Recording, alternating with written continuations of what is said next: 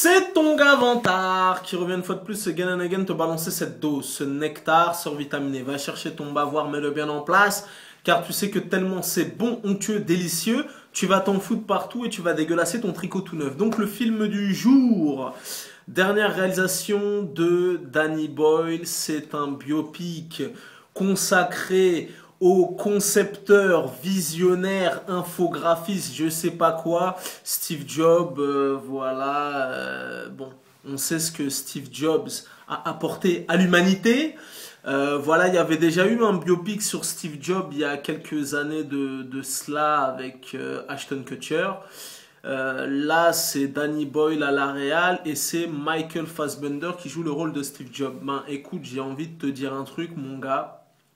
Le film est incroyable. Mon gars, le film est incroyable et il m'a régalé au-delà de mes espérances les plus folles.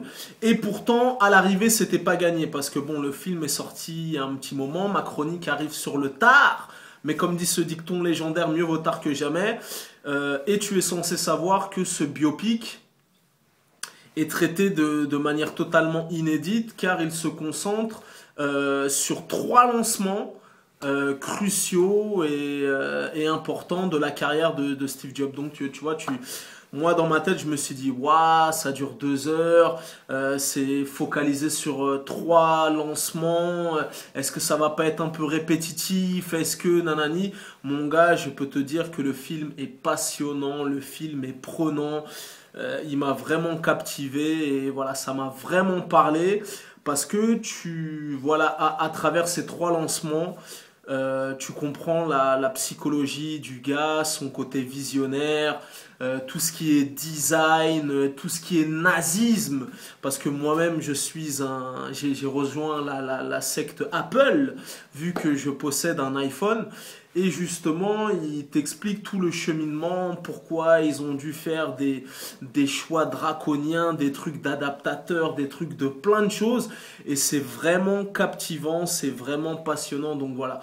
Donc que ce soit la mise en scène remarquable de Danny Boyle, que ce soit le scénario, vraiment le scénario de Aaron Sorkin, celui qui avait déjà fait le scénario de Social Network avec Jesse Eisenberg sur la success story de Mark Zuckerberg et Facebook, que ce soit l'intégrale du casting, Michael Fassbender, Kate Winslet, Seth Rogen, Jeff Daniels, ils performent, tu vois, c'est-à-dire que vraiment Michael Fassbender est l'un des acteurs les plus talentueux de sa génération et il l'a encore démontré. Tu vois, moi-même en voyant ce film, je me suis dit putain, le mec est relou. Le mec est relou, tu vois, c'est-à-dire que même si il joue dans un nanar ou dans un navet ou voilà, il tirera toujours son épingle du jeu parce que mon gars c'est un acteur hors pair, voilà.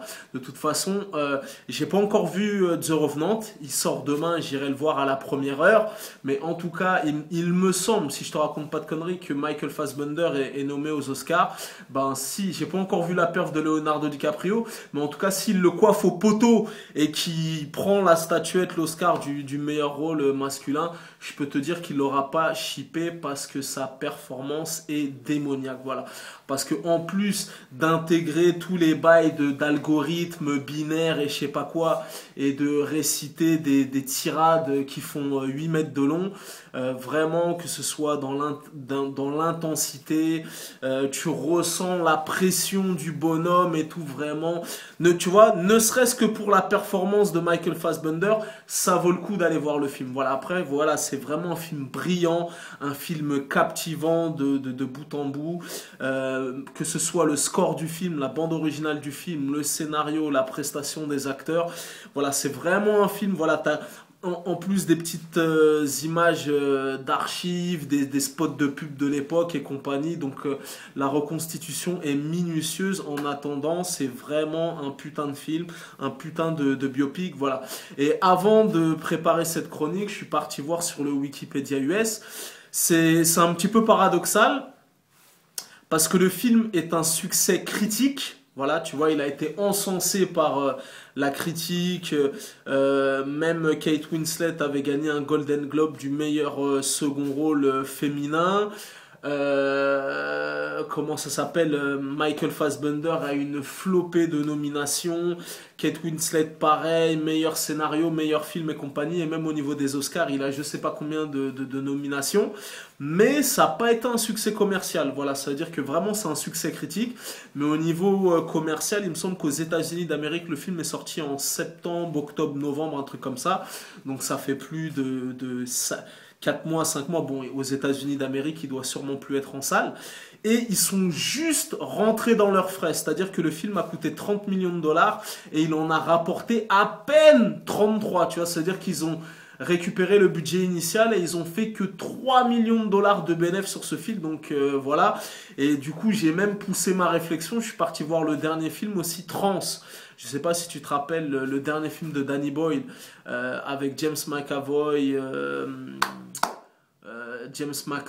Vincent Cassel et Rosario Dawson. Il me semble qu'il avait coûté, enfin j'ai regardé il y a quelques instants, il a coûté 20 millions de dollars et il en avait rapporté à peine 24, tu vois. Donc succès mitigé, donc voilà. Bon, je pense qu'avec les Oscars, si au passage le film rafle quelques prix, ça pourrait rebooster les trucs, mais en tout cas, voilà, en tout cas, quoi qu'il en soit, c'est un excellent film que bien évidemment, moi je vous recommande.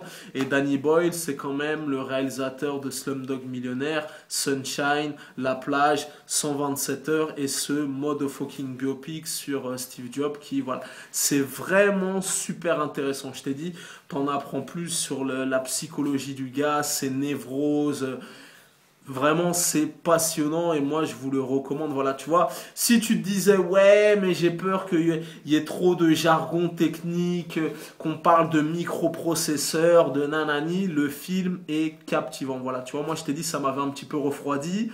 Le fait que ce soit basé sur 3 lancements, que le film dure un peu plus de 2 heures et compagnie, à l'arrivée, le film est super lourd, il est captivant et je vous le recommande. Voilà, à mon avis, il restera en salle pendant un moment. Et puis, vu qu'il y a les Oscars qui vont arriver, ça peut rebooster le truc. Mais en tout cas, c'est un must.